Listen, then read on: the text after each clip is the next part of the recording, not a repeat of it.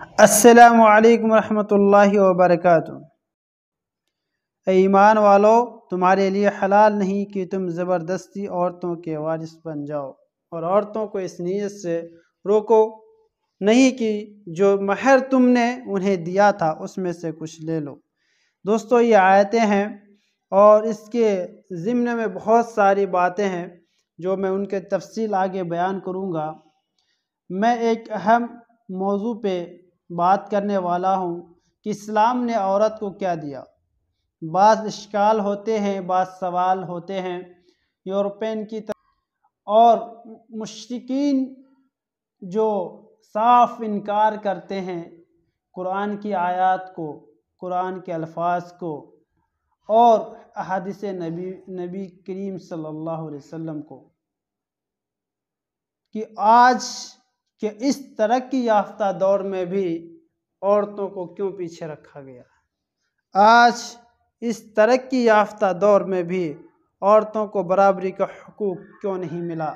میں کہنا چاہتا ہوں ان لوگوں سے کہ آج کے اس دور میں جتنا حقوق اسلام نے عورتوں کو دیا ہے، آج تک کسی بھی مذہب اور ادیان کے لوگ نہیں دیے۔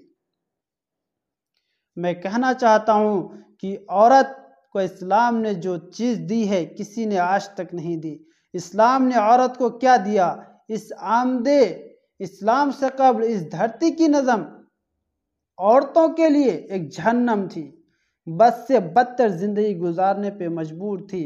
پھر اس دلکش اور بلند مقام کی سیر کراؤں گا جہاں اسلام نے عورت کو ذلت و پستی کی کھائیوں سے نکال کر کھڑا کیا، اور جہاں سے عورت ستاروں کی پاکیزگی اور آسمان کی بلندی کو آئینہ دکھا رہی تھی۔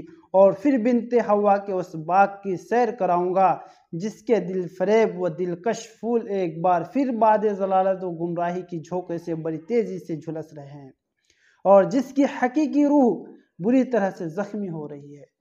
حضرات، اسلام نے عورت کو کیا دیا؟ اس حقیقت کو جاننے کے لیے سب سے پہلے یہ جاننا ضروری ہے کہ اسلام سے پہلے زندگی کے سٹیج پر عورت کی کیا پوزیشن تھی، نیز عورت مرد کی دہلیز پر کس قسم کی زندگی جی رہی تھی۔ چنانچہ تاریخ بتاتی ہے کہ اسلام سے پہلے اس دھرتی پر عورت کا وجود باعث ذلت تصور کیا جاتا تھا۔ عورت سے جانوروں کی طرح کام لیا جاتا تھا، اور جب وہ تھک کر چور ہو جاتی تھی، تھوڑی دیر دم لینے کے لیے بیٹھ جاتی تھی، اس کی پیٹھ پر بے دردی سے کورے برسائے جاتے تھے۔ دنیا کا کوئی گوشہ اور کوئی کونا ایسا نہ تھا جہاں عورت کو سکھ چین سے زندگی جی رہی ہو۔ عورت تفریح، تباہی اور عیاشی کا سامان سمجھی جاتی تھی۔ عورت شو پیس اور چٹی کے طور پر رکھی جاتی تھی۔ شادی بیاہ کی اہمیت نہ تھی۔ کوئی حسین عورت کسی مرد کو دل کو بھا جائے تو اسے یا تو خرید لیا جاتا تھا یا پھر زبردستی اٹھا لے جاتا، اور جب طبیعت اس سے خوب بھر جاتی تو گھر سے نکال باہر کرتا، گویا عورت کی ایک کام چلاؤ مشین سے کچھ زیادہ نہ تھی۔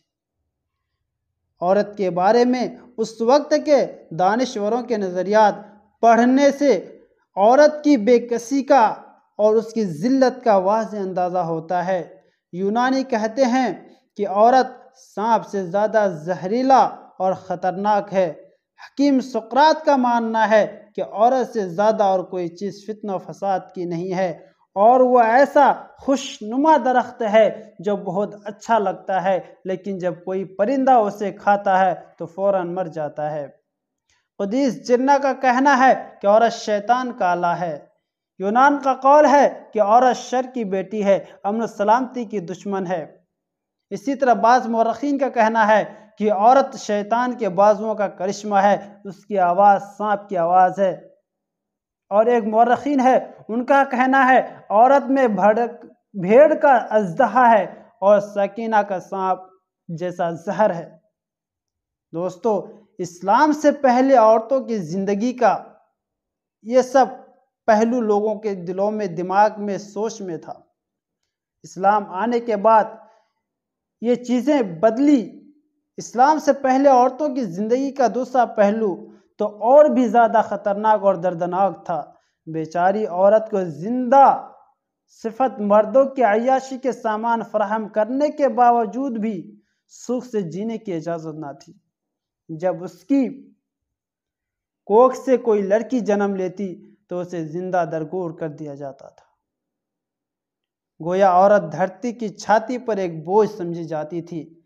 ان تمام انسانیت کش مظالم کے باوجود عورت کو آنسو بہانے کی بھی اجازت نہ تھی۔ بیچاری کس سے دہائی دیتی، کس سے فریاد کرتی، کس سے دیا کی بھیک مانگتی۔ جنگل کے قانون میں بکری کی مماہٹ کہاں سنی جاتی ہے؟ جانوروں کی بستی میں انسانیت کی چیخ و پکار کون سنتا ہے؟ حضرات، زمانہ جاہلیت میں عرب کے ایک قیس نامی شخص کی درندگی کا واقعہ تاریخ میں بکثرت ملتا ہے۔ ایک ظالم اور جابر شخص نے اپنی پھول جیسی معصوم اور کمسین بچی کو زندہ درگور کر ڈالا۔ وہ لڑکی کو ناگن گردانتا تھا۔ وہ کہتا تھا کہ اگر انہیں زندہ چھوڑ دوں گا تو جوان ہونے کے بعد پورے خاندان کو ڈس لے گی۔ انہیں پال کر کسی کو داماد بنانے کی ذلت مجھے گوارا نہیں۔ جب اس کی 10ویں بیٹی نے جنم لیا تو اتفاق سے وہ گھر میں موجود نہیں تھا، تجارت کے سلسلے میں کہیں اور باہر گیا ہوا تھا۔ پیدا ہونے والی لڑکی انتہائی حسین و جمیل تھی۔ اس کا دلکش اور معصوم مکھرا چاندنی کو شرماتا تھا۔ ماں نے قیس کے خوف سے ایک پڑوسن کے یہاں بچی کو پلنے کا نظم کر دیا۔ ماں کی طبیعت جب بچی کو پیار کرنے کے جی مچلتے تو پڑوسن کے گھر چلی جاتی اور بچی کو خوب جی بھر کے دیکھتا اور پیار کرتا۔ بعد میں گھر لوٹ آتی۔ ایک بار لڑکی کھیلتے کودتے اپنے گھر آ گئی۔ اس وقت وہ عمر عزیز کے 8ویں سن کو پہنچ رہی تھی۔ اتفاق سے اس وقت اس کا باپ قیس بھی گھر پر موجود تھا۔ قیس کو اس گڑیا سی لڑکی پر پیار آیا۔ الفت پیدری اور باپ کی پیدری سے مغلوب ہو کر سینے سے چمٹا لیا۔ بیوی سے پوچھا، یہ کس کی لڑکی ہے؟ مجھے تو اس پر بے ساختہ پیار آ رہا ہے۔ بیوی نے سمجھا شاید قیس کے دل میں جذب پیدری بیدار ہو چکا ہے۔ اس کے دل کی بنجر اور پتھریلی زمین سے محبت و مروت کے چشمے ابل پڑ رہے ہیں، اس لیے اس نے بتا دیا یہ تو اس کی اپنی بچی ہے جو ایک پڑوسن کے یہاں پل بڑھ رہی تھی۔ اتنا سننا تھا، قیس نے غم و غصہ سے اس کے تن بدن میں آگ لگ گئی اور ناک کی طرف پھنپھنانے لگا اور بچی کو اس سے چھین کے اٹھا کے پٹک دیا اور اس میدان میں لے گیا جہاں اس نے پہلے کمسن لڑکیاں دفن کر رکھا تھا۔ ایک جگہ بچی کو بے دردی سے زمین پر پٹکا اور تیزی سے گڑھا کھودنے لگا۔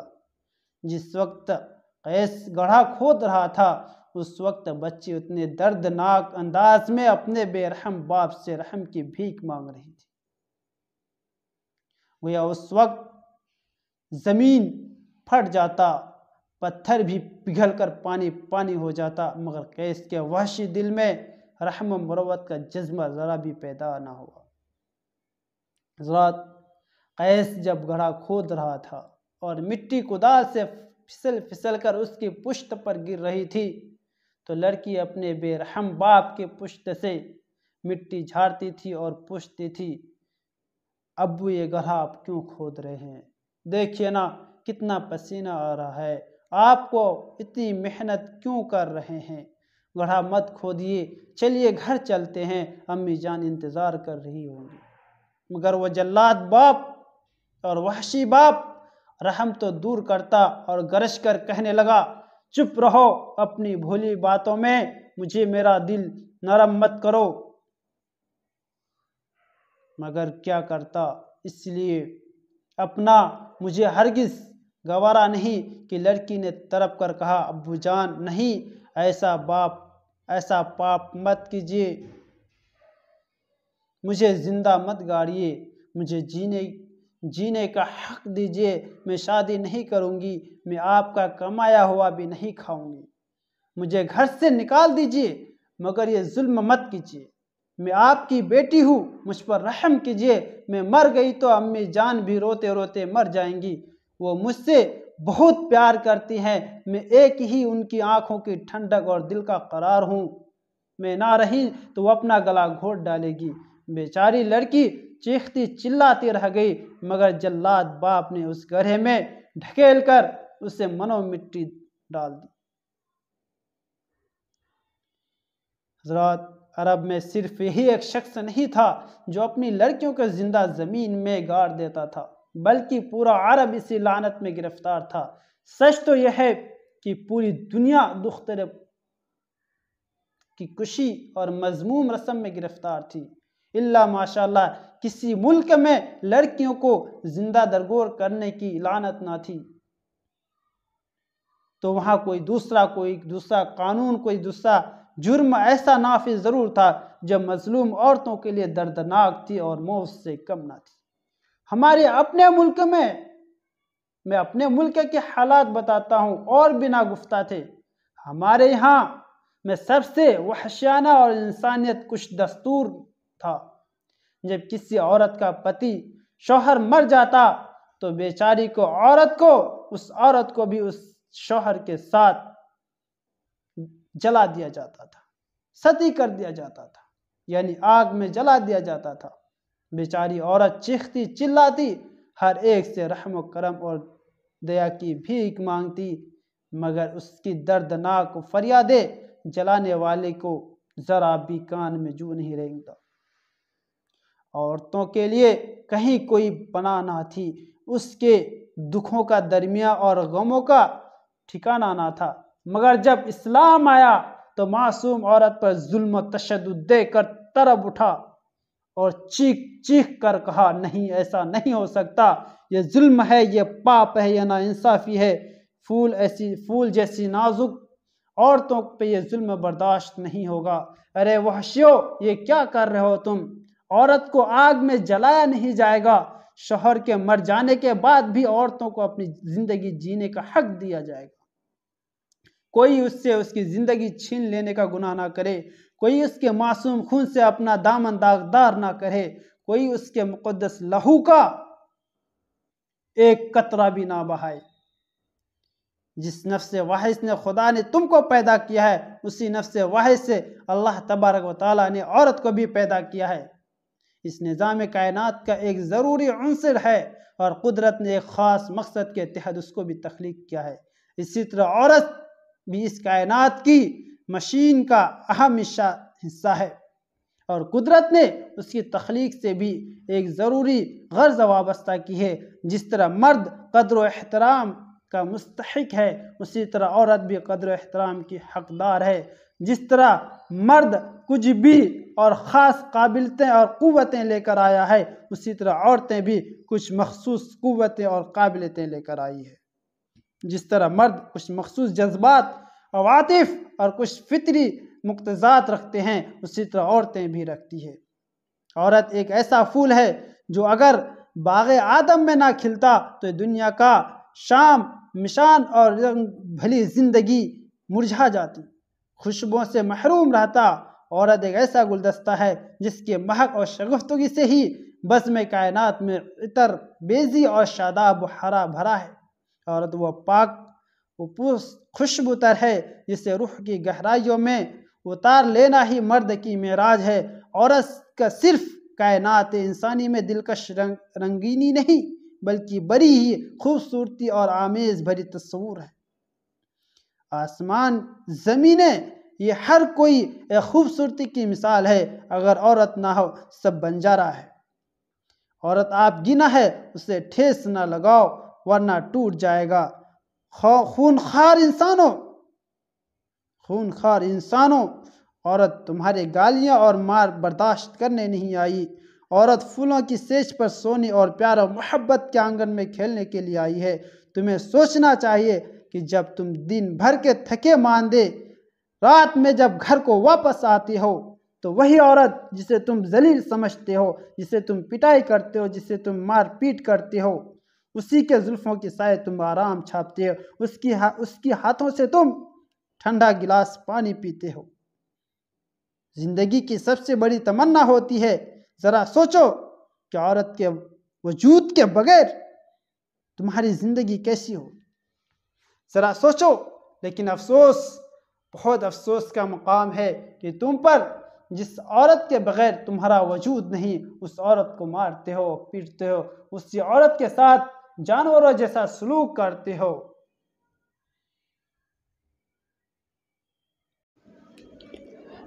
دوستو سنیے، غور سے سنیے، تمہارے لیے عورت کے ساتھ یہ سلوک جائز نہیں۔ تم عورت کو غلطی پر بھی زور سے مار نہیں سکتے، تم عورت پر کسی طرح کا کوئی ظلم نہیں کر سکتے۔ ہاں، اگر عورت سے کوئی بھیانک اور ناقابل برداشت کوئی غلطی سرزد ہوئی ہے تو اسے مار سکتے ہو، مگر کسی لاٹھی اور کسی تلوار سے نہیں، کسی پتھر اور اینٹ سے نہیں، بلکہ ایک بالشت بھر لمبی مسواک سے۔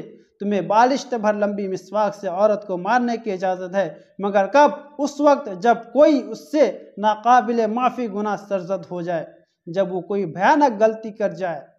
وَعَاشِرُهُنَّ بِالْمَعْرُوفِ، قرآن میں کہا گیا ہے اپنی بیویوں سے نیک سلوک کرو۔ اگر کسی وجہ سے ان سے تمہاری طبیعت برگشتہ ہونے لگے، اگر کسی بات پر تم ان سے بدل ہو جاؤ، نفرت ہونے لگے، اس جذبے کو تم ختم کرنے کی کوشش کرو، اس نفرت کو اپنے دلوں سے مٹانے کی کوشش کرو، پھر بھی اگر نہیں مٹتا تو کوشش کرو۔ تم کسی چیز سے نفرت کرتے ہو لیکن اللہ تعالیٰ نے اس میں تمہارے لیے بھلائی مقدر کی ہو۔ یہ کتنی المناک بات ہے کہ اسلام نے جو حقوق عورت کو دیے اور جو قدر و منزلت اسے عطا کی ہے، اپنی بدعملیوں اور غلط اندیشیوں سے عورت نے گنوا دی۔ تحریک آزادی کے نام پہ کبھی فریب، کبھی آ کر انہوں نے اپنی غلطی کو گنوا دی، اور کبھی کہیں مردوں کی برابری کے نام پہ آ کے اس نے یہ حماقت کر بیٹھی اور اپنے حقوق کو پامال کر بیٹھی، کبھی مغربی تمدن کے نام پہ۔ اور اب آپ ہی بتائیے کہ اتنی ساری اہمیت دینے کے بعد اس بربادی کی ذمہ دار کون ہے؟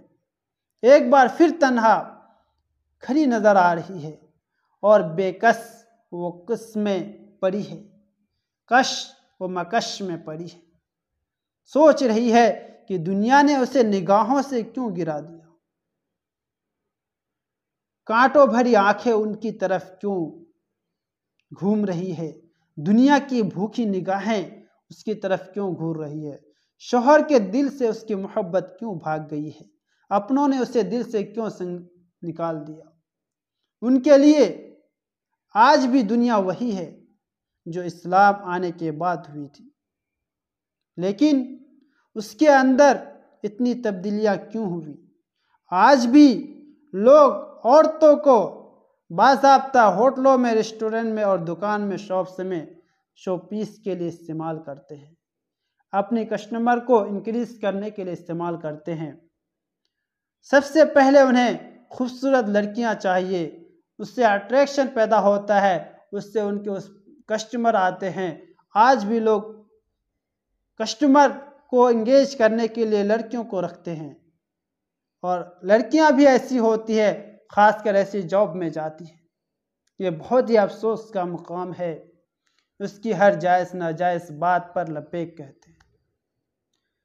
دوستو، ان تلخ سوچوں نے عورتوں کو جو اس باختہ کر دیا، حواس باختہ کر دیا، اب وہ اس حقیقت کے سمجھنے سے قاصر ہے کہ اپنی زندگی میں کانٹے بونے کی ذمہ دار وہ خود ہے۔ اسی نے اپنے پاؤں پر کلہاڑی ماری ہے، اسی نے اپنے ہاتھوں سے اپنی خوش رنگ اور ہنستی کھیلتی زندگی میں غموں کا زہر بولا ہے، اسی نے اپنے ہاتھوں اور اپنی زندگی پر اتنی اچھی زندگی تباہ کی ہے۔ اسلام نے اسے شادی کے مقدس بندھن میں باندھ کر گھر کی مالکن بننے کا شرف عطا کیا تھا، مگر وہ اس مغرب کی تہذیب و تمدن میں آ کر اپنے سارے عہدے کو ختم کر دیا اور گھر میں تالا ڈال کر اپنا سکون دفتروں میں تلاش کرنے لگے۔ اسلام نے اسے گھر کے اندر کا بوجھ سونپ کر ہر ذمہ داری سے سبکدوش کر دیا تھا۔ اس کی کش ادائیگیوں کو گھر کے اندر ہی رہنے کے لیے کہا گیا تھا، لیکن اس نے اپنی اداکاریاں گھر سے باہر دکھانا شروع کر دی، کبھی آنکھ مچولی کے ذریعے، کبھی ٹھمکا اور ڈمکا کے ذریعے، کبھی نئے نئے کپڑوں کے ذریعے، کبھی نئے نئے خوشبو اور میک اپ کے ذریعے مردوں کو بہلانا شروع کر دیا، ان کو پھسلانا اور بہلانا شروع کر دیا، کبھی ریسٹورنٹ، کبھی ہوٹلوں کے ذریعے اپنی عیاشی کا شور مچانا شروع کر دیا، جبکہ اسلام میں یہ سارے چیزیں حرام قرار دیا گیا تھا کہ ایک غیر مرد سے ملنا تمہارے لیے جیسے کہ تم آگ میں کودنے کے برابر ہے۔ لیکن افسوس کا مقام ہے کہ اسلام نے جس عورت کو پستی سے اٹھا کر روح ثریا تک لے گیا، آج وہی عورت اسلامی اصول پر تنقید کر رہی ہے، اسلام قوانین و ضوابط کو سمجھے بغیر گھٹیا کہہ رہی ہے۔ وہ کہہ رہی ہے ہمارے لیے تو اسلامی تعلیم میں ہمیں گھٹن محسوس ہوتی ہے، ہمیں پردہ میں گھٹن محسوس ہوتی ہے، ہمیں قرآن اسلام میں کوئی ترقی نہیں دکھتی۔ ارے عقل کی اندھیوں، اسلام کی تعلیم کو سمجھو، پہلے پڑھو، اسلامی افکار و نظریات کو سمجھو، اس کی فرسودہ قرار کو سمجھو، تمہارے لیے کتنی اہمیت کی مالک ہے۔ تمہارے لیے تو قرآن نے باضابطہ سورۃ النساء نازل کیا، اور کیا چاہیے تمہارے لیے؟ اس کا نظام زندگی کو سمجھو، اس کی اخلاق کو سمجھو، اس کے اوپر عمل کرنے کی کوشش کرو۔ اگر نہیں آتا ہے، انٹرنیٹ کا زمانہ ہے، تم سرچ کرو، ہر ٹاپک تمہیں مل جائے گا، جس کے اوپر تمہیں ذرا بھی اشکال ہے، سوال ہے، کوشچن ہے، اپنے ڈاؤٹ کو کلیئر کرو، لیکن کرو ضرور، اسلام کے بارے میں پڑھو ضرور، اسلام کی قرآن و حدیث کو صحیح ترجمے اور مطالب کے ذریعے پڑھو ضرور۔ لیکن کچھ سوال اور اعتراض کرنے سے پہلے اپنے آپ کو سوچ لو کہ اسلام نے تمہیں جو حق دیا تھا کیا کسی اور نے دیا ہے؟ میں سمجھتا ہوں کہ آج تک کسی مذہب، دین، ادیان نے جتنا حق نہیں دیا جتنا حق اسلام نے دیا ہے، اتنا حق آج تک کسی مذہب، دین، ادیان نے نہیں دیا۔ کی سیر چمن پھول چنے شاد رہے، باغ با جاتا رہا، گلشن تیرا آباد رہے۔